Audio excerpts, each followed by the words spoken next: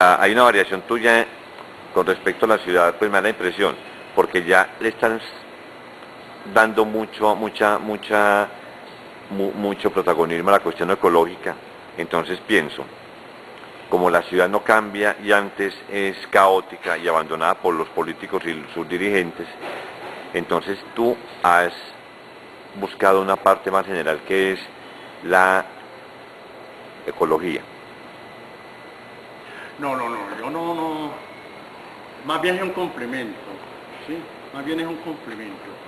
Más bien es identificar de que de la ruralidad vienen los servicios ambientales para los ciudadanos, de la ruralidad viene el aire, de la ruralidad viene el agua, de la ruralidad viene la energía eléctrica, de la ruralidad vienen los alimentos.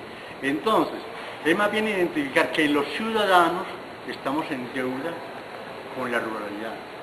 Y los ciudadanos debemos mirar a la ruralidad y pagarle una deuda que le tenemos. Y esa deuda que la debemos pagar es asumiendo un comportamiento de defensa de lo ambiental.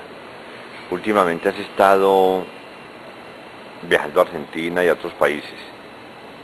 Háblanos de esa experiencia. A ver, porque estamos construyendo un pensamiento ambiental sintonizado con la postmodernidad, en la cual la mira principal es el reencuentro hombre-naturaleza, y es desplazar esa visión antropocentrista que nos llevaba a abrogarnos de que tenemos el derecho de destruir la naturaleza.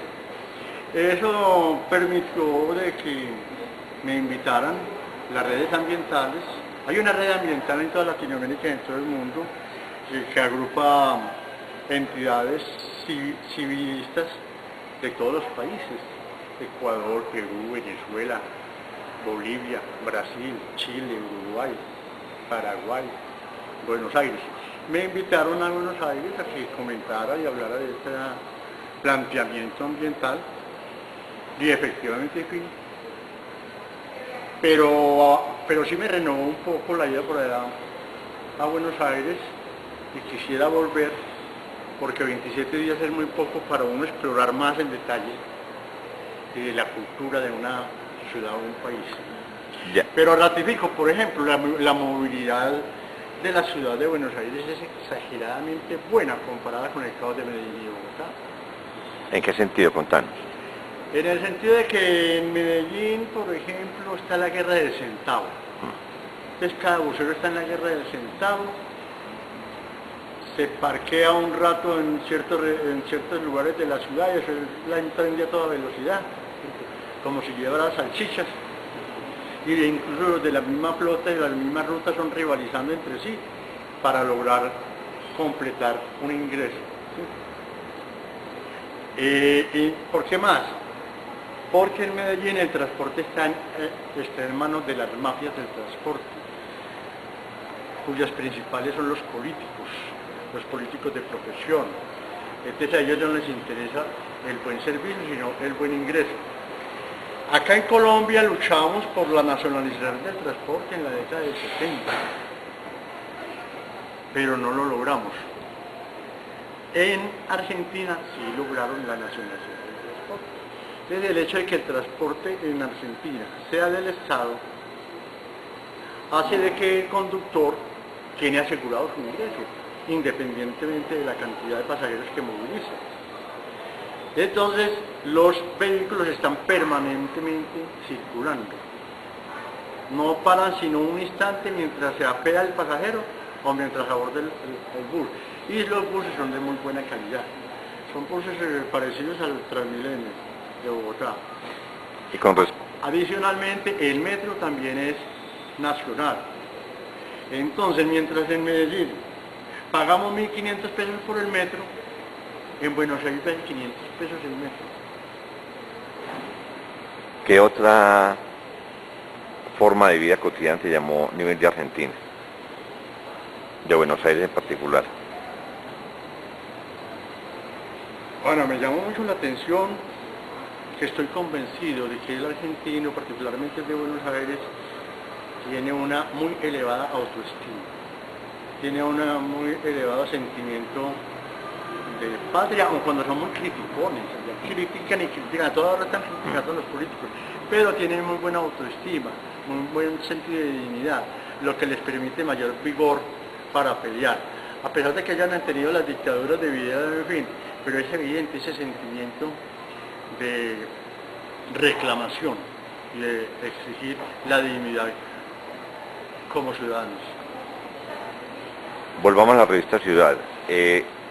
Siempre colocar reseñas de libros, artículos de escritores, porque haces esa salvedad con los escritores de la ciudad. Es más, yo quisiera que la revista tuviera en adelante unas secciones nuevas. La del libre me parece fundamental visibilizar a aquellos escritores que las grandes editoriales no los visibilizan. Igualmente ha sido la actitud que como Corporación Ciudad hemos tenido en lo que se refiere a armar lecturas de poemas.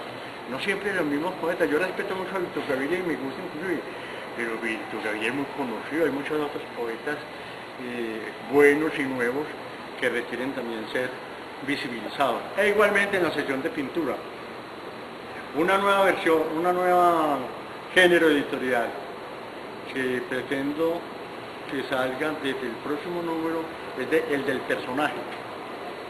Sí, de dedicarle una especie de homenaje a algunas personas que vienen realizando algunas actividades muy importantes, significativas en términos de cultura ciudadana. ¿En qué aspectos? Literario, arquitectónico. No, en múltiples aspectos. Puede ser una señora que venda tintos en la Plaza San Ignacio y sea destacable, ¿sí? O un lustrabotas, ¿sí? O un carpintero, o un profesional, un arquitecto. Bueno, aquí estamos con una voluntaria del grupo AMA. Yo inicialmente pensé que el grupo AMA era un grupo eróticamente subversivo. Guillermo, ¿qué hace Guillermo en esa, ¿tú cómo te, Liliana? Luisa, Luisa, Luisa, ¿qué haces tú allá? Fundación AMA. Bueno, principalmente pues la Fundación AMA es un grupo ambiental que trata como con algunas actividades cotidianas ayudar a mejorar un poco pues, la manera como nos relacionamos y cómo actuamos frente a los problemas ambientales. Una de las principales actividades que hacemos es la siembra de árboles de especies nativas del Valle de Aburrá, y hace poquito pues estuvimos en la finca de Don Guillermo en Santa Elena sembrando algunos retoñitos pues, alrededor de las quebradas y pues en los lugares que nos parecían convenientes para hacer esta siembra. ¿Y qué pensás del papel de Guillermo en ese grupo? Importantísimo. Contanos. La verdad es que Don Guillermo es una persona demasiado sabia. Sí. Sí. Pero usted se volvió sabio pues últimamente porque pues él ha sido muy responsable. Pero hacer una pregunta al doctor Guillermo Álvarez. Una pregunta. Sobre la Corporación Ciudad, sobre el grupo AMA o sobre el tema que quiere. Bueno, la verdad es que a mí siempre me ha interesado mucho la revista Ciudad. Me gustaría saber más o menos frente a qué problemática o cuál fue la razón para empezar como a empezar a hablar de muchos de los problemas sobre los que vos hablas en la revista. O sea, ¿qué te incentivó a empezar eso? Sí, mira, la revista, las preocupaciones que dieron nacimiento a la revista Ciudad tienen que ver con el sentido de desarraigo. El ciudadano, normalmente el ciudadano es un extranjero. Es decir, uno de los atractivos más grandes de la ciudad es que en la ciudad somos anónimos. De la ciudad por eso se vuelve un escenario de la libertad. Porque en el pueblo todo el mundo te conoce, todo el mundo te escruta. Y te tiras un pedo, todo el mundo lo sabe. En cambio, hoy en la ciudad como que nos sobrecoge, nos protege, nos permite realizarnos totalmente.